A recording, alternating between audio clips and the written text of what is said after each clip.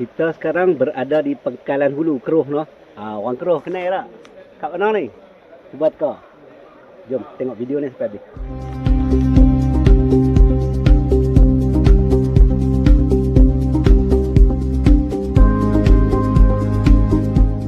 Assalamualaikum warahmatullahi wabarakatuh. Alhamdulillah. Okey, geng Keruh Pangkalan Hulu noh, yang mana tak biasa tengok lagi hak baru noh. Dah berwajah baru dah ni. Ni gua gendang noh, nampak tu. Oh, nampak tak? Ni kita bawa ni nak bagi tengok-tengok noh. Yang mana tak biasa main tengok ni, boleh main lepas ni insya-Allah. Jadi kita tengok apa yang best kat sini. Untuk makluman bagi yang belum tahu, Pangkalan Hulu adalah sebuah daerah yang terletak di Hulu Perak yang mana bersempadanan dengan negeri Kedah dan juga perbatasan Thailand. Jarak Pekan Pangkalan Hulu ke Gua Gendang lebih kurang 10 km, mengambil masa dalam 10 ke 15 minit perjalanan.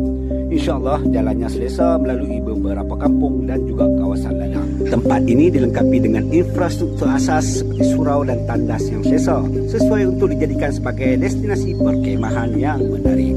Untuk masuk ke dalam Gua Gendang, kita diperlukan untuk membuat permit dan juga diiringi oleh pembimbing-pembimbing yang bertauliah dan berpengalaman.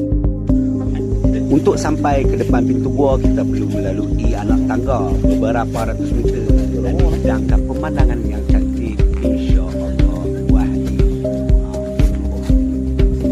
ni sampai dah depan pintu gua dia. Memang agak seram lah noh. Kalau main seorang-seorang memang tak masuk dah. Jangan masuk lah. Kena ada orang pakar gua masuk, insya-Allah boleh. Jom.